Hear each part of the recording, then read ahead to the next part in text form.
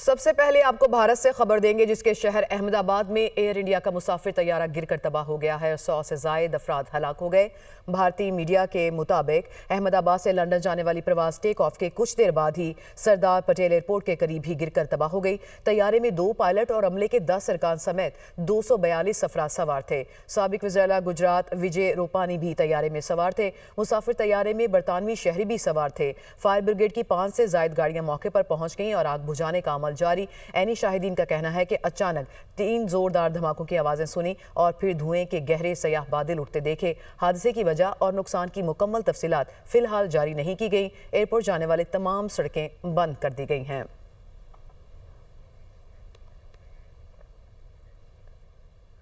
आपको बताएं कि अहमदाबाद तैयारा हादसा सरदार पटेल इंटरनेशनल एयरपोर्ट को तमाम परवाज़ों के लिए आर्जी तौर पर बंद कर दिया गया। एयरपोर्ट हुकाम के मुताबिक तमाम परवाज़ों की आमदोरफ्त अगले हुक्म तक मुअत्तल कर दी गई है। एयर इंडिया के चेयरमैन एन चंदर ने हादसे को अलमनाक सानहा करार देते हुए मुतासरा खानदानों से ताज़ियत की है। वफाकी वज़ीर बराए शहरी हवाबाजी राम मोहन ने एक्स पर वाक़े में दुख का इजहार किया। उन्होंने कहा तमाम एविएशन और रेस्क्यू इदारों को फौरी और मरबूत कार्रवाई की हिदायत दे दी गई है।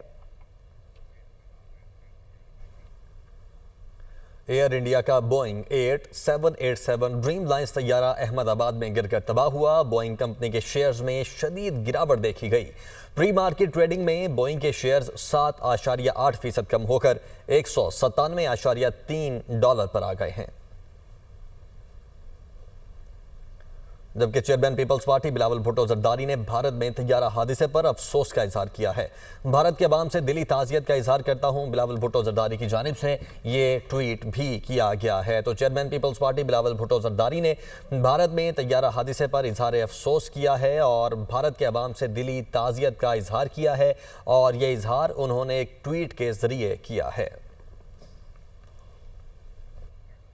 इजराइल किसी भी वक्त ईरान पर हमला कर सकता है। अमरीकी मीडिया के मुताबिक इजराइल ने ईरान पर हमले की अमरीका को भी पेशगी इतला दे दी है। अमरीकी मीडिया ने दावा किया है कि इजरायली हुकाम ने अमरीका को बता दिया है कि इजराइल ईरान पर ऑपरेशन के लिए पूरी तरह से तैयार है। दूसरी जानिब अमरीकी वज़ीर दिफा ने फौजियों और उनके अहल खाना की हिफाजत को यकीनी बनाने के लिए गैर सिफारती अमला वापस बुलाने की मंजूरी दे दी है। अमरीकी हुकाम का कहना है कि मशरिक़ वुस्ता में मौजूदा सिक्योरिटी सूरत हाल पर गहरी नजर रखे हुए हैं। सेंट्रल कमांड खित्ते में मौजूद इत्तेहादियों और शराकतदारों के साथ राबते में है। किसी भी हमले की सूरत में ईरान ने खित्ते में मौजूद अमरीकी फौजी अड्डों को निशाने का बनाने का भी ऐलान किया है। जंग छिड़ी तो मशरिक़ वुस्ता में मौजूद अमरीकी फौजी अड्डों को निशाना बनाएंगे। ईरानी वज़ीर दिफा अजीज नासिरजादे ने अमरीका को खबरदार कर दिया। मुज़ाकरात के मुस्बत नताइज निकलेंगे। जंग मुसल्लत की गई तो दुश्मन के नुकसानात इससे कहीं ज्यादा होंगे। हमले की सूरत में अमरीका को इस खित्ते से निकलना पड़ेगा, ये भी कहा गया उनकी जानिब से। और खित्ते में मौजूद अमरीका के तमाम अड्डे ईरान की पहुंच में हैं, ये भी उनकी जानिब से कहा गया है। अमरीकी सदर डोनाल्ड ट्रंप का कहना है कि ईरान के साथ जौहरी मुआहदे की उम्मीद दम तोड़ रही है। जंग का खतरा बढ़ रहा है। मुआहदा हो जाए तो बेहतर है, वरना ईरान को जौहरी हथियार नहीं बनाने देंगे। अमरीका और ईरान के दरमियान अप्रैल से अब तक मुज़ाकरात के 5 दौर हो चुके हैं। छठा दौर इतवार को मस्कत में मुतवक्के है। मशरिक़ वुस्ता में बढ़ती कशीदगी के बायस अमरीका ने बहरीन और इराक से गैर सिफारती अमले को इनखला की हिदायत कर दी। वज़ीर आज़म एक रोज़ा सरकारी दौरे पर मुत्तहिदा अरब अमारात पहुँच गए। मुशीर कौमी इस्लामती UAE शेख तहनून बिन जायद अल नहयान ने शहबाज शरीफ का इस्तकबाल किया। नायब वज़ीर आज़म इसहाक़ डार, फील्ड मार्शल सैयद आसिम मुनीर भी हमरा, वज़ीर दाखिला मोहसिन नकवी, वज़ीर इत्तलाआत अता तारड़ और मुआविन खुसूसी तारिक फातमी भी वफ्द में शामिल। शहबाज शरीफ की सदर मुत्तहिदा अरब अमारात शेख मोहम्मद बिन जायद अल नहयान से मुलाकात शेड्यूल। पाकिस्तान का मौक़िफ़ सच पर मबनी और तगड़ा है। अमेरिका को मालूम है कि हम दहशतगर्द ग्रोहों से कैसे डील करते हैं। बिलावल भुट्टो का लंदन में BBC उर्दू को इंटरव्यू। उन्होंने ये कहा कि पहलगाम वाक़े के बारे में अमेरिका में मौजूद भारत के हामियों ने भी तस्लीम किया कि भारत ने कोई सबूत फ्राहम नहीं किए। भारत ने पाकिस्तान का पानी बंद किया तो उसके साथ भी ऐसा ही हो सकता है। उन्होंने मजीद कहा कि हम अमन का पैगाम लेकर आए हैं। मुमकिन जौहरी तनाज़े के पस मंज़र में बातचीत करना चाहते हैं। हम जिससे भी मिल रहे हैं वो न सिर्फ हमारे मौक़िफ़ को सुन रहा है बल्कि इसको सराह भी रहा है। बिलावल भुट्टो ने कहा कि मोदी तारीख के दोराहे पर खड़ा है। मोदी को फैसला करना है कि क्या वो गुजरात और कश्मीर का कसाब बनना पसंद करेगा या अमन कायम करके तारीख में अच्छे अंदाज में याद रखे जाने को पसंद करेगा। चेयरमैन पीपल्स पार्टी बिलावल भुट्टो की क़यादत में पाकिस्तान के पार्लिमानी वफ्द की यूरोपियन पार्लियामेंट में बैनुल-अक़वामी तजारती कमेटी के सरबराह से मुलाकात हुई। दो तरफा तजारत समेत इलाकाई सूरत हाल पर मुफस्सल तबादला ख्याल किया गया। पार्लिमानी वफ्द ने भारत के हालिया जारहाना इकदाम और खित्ते की बिगड़ती सूरत हाल पर तफसीली ब्रीफिंग दी। पाकिस्तानी वफ्द ने कहा कि पाकिस्तान कश्मीर समेत तमाम मसाइल को मुज़ाकरात के जरिए हल करने का हामी है। भारत की जानिब से शहरी आबादी को निशाना बनाना और सिंतास मुआहदे को एकतरफा तौर पर मुअत्तल करना बैनुल-अक़वामी कवानीन की खिलाफ वर्जी है।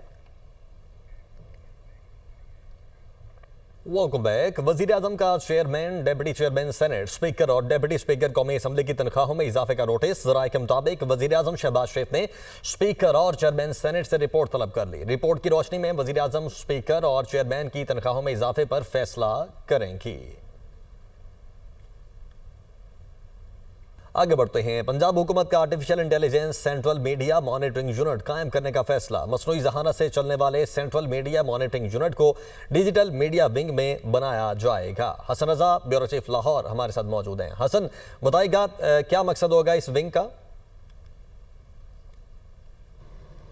देखिए, जो पंजाब हुकूमत ने artificial intelligence central media monitoring unit के क़याम का फ़ैसला किया है, इसके आइंदा माली साल के बजट में 25 करोड़ रुपए भी मुख्तस करने का फ़ैसला किया गया है। ये बुनियादी तौर पे ये यूनिट जो है पंजाब, वफाक और इलाकाई समेत लोकल और इंटरनेशनल तमाम अखबारात, तमाम मीडिया चैनल्स की भरपूर तरीके से मॉनिटरिंग करेगा और पंजाब हुकूमत के मुस्बत पहलू को उजागर करने के लिए अहम किरदार अदा करेगा। और ख़ास तौर पर जो रिपोर्ट हो रहा होगा पंजाब का, वो उस फौरी तौर पर जो है वो रिपोर्ट किया जाएगा मुतलका डिपार्टमेंट को। और उसके साथ साथ फौरी तौर पर जो मनफी खबरें पंजाब हुकूमत के हवाले से चलाई जाती हैं या चलेंगी, उनका फौरी तौर पर रद्द अमल देने की सलाहियत भी रखेगा। उसको अटैच किया जाएगा मुख्तलिफ डिपार्टमेंट के साथ और मुख्तलिफ जो है वो सर्कल के साथ, जिसके लिए बाकायदा तौर पर 25 करोड़ रुपये का बजट जो है आइंदा माली साल के लिए मुख्तस कर दिया गया है। और मसनूई ज़हानत से चलने वाले सेंट्रल मीडिया के लिए इब्तदाई तौर पर काम शुरू कर दिया गया है और आइंदा माली साल के लिए बजट में मजीद फंड का इजरा भी किया जा सकता है। और इसी के साथ साथ टेक्नोलॉजी एडवांसमेंट प्रोग्राम के लिए भी 10 करोड़ रुपए रखने की तजवीज़ शामिल की गई है। और इसके साथ साथ भावलपुर आर्ट्स कौंसिल इस और दीगर जो है वो पंजाब के मकामात, पंजाब के अजला में जो है वो आर्ट्स कौंसिल के क़याम, उनकी तमीर और मुरम्मत और इंफॉर्मेशन ऑफिस के क़याम के लिए भी फ़ंड्स का इजरा मुख्तस किया जाएगा। और इसके साथ रावलपिंडी इंफॉर्मेशन कम्प्लेक्स की तमीर का फैसला भी किया गया है। पंजाब टैलेंट हंट प्रोग्राम के लिए भी 5.5 करोड़ रुपए मुख्तस किए जा रहे हैं। और DGPR कम्प्लेक्स की नई बिल्डिंग के लिए आइंदा माली साल के बजट में 1.5 अरब रुपए रखे जाएंगे। यूं अगर देखा जाए तो आइंदा माली साल महकमा इंफॉर्मेशन को मजीद पावरफुल करने के लिए और मजीद उसको बेहतर बनाने पर काम भी होगा। ठीक है, काम किया जाएगा। बहुत शुक्रिया हसन आपका। खैबर पख्तूनख्वा बजट में कोई नया और बड़ा मंसूबा शामिल नहीं है। दस्तावेजात के मुताबिक बजट में सेहत कार्ड के लिए 36 अरब रुपए की सब्सिडी दी जाएगी। इससे मुतालिक मजीद मालूमात हम हासिल करेंगे। नुमाइंदा दुनिया न्यूज़ ज़ीशान काका खैल ने पेशावर से हमें ज्वाइन किया। जी ज़ीशान, क्या मजीद आपको डिटेल्स मिल सकी इन दस्तावेजात में से? जी बिल्कुल, कल जो बजट पेश हो रहा है उसमें 165 अरब रुपए जो है वो सब्सिडी के तौर पर मुख्तस करने की तजवीज़ ज़ेर गौर है। और ये 165 अरब रुपए सिर्फ चंद मंसूबों को दी जाएगी। जो ज़राए है उसका दावा है कि नए और बड़े मंसूबे तो दूर, ये जो पुराने मंसूबे हैं अब ये हुकूमती ख़जाने पर बोझ बनते जा रहे हैं, जिसका अंदाज़ा इससे लगाया जा रहा है कि सेहत कार्ड के लिए 36 अरब रुपए जो है मुख्तस करने पर गौर किया जा रहा है। इस तरह BRT को 4 अरब रुपए की सब्सिडी जो है वो दी जाएगी। इसी तरह BRT को नई बसेस की खरीदारी के लिए मजीद 5 अरब रुपए मुख्तस करने का जो है वो फैसला ज़ेर गौर है। इसके साथ साथ जो गंदम है उसके लिए 27 अरब रुपए की सब्सिडी दी जाएगी।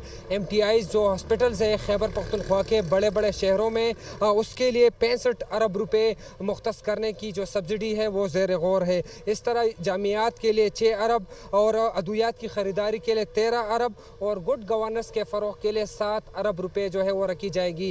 जो इस वक्त बजट है यानी 24-25 का, उसमें 134 अरब रुपए कोई नए मंसूबे के लिए कुछ मुख्तस नहीं किया गया। बहुत शुक्रिया ज़ीशान काका खैल, आपने हमें तफसीलात से आगाह किया।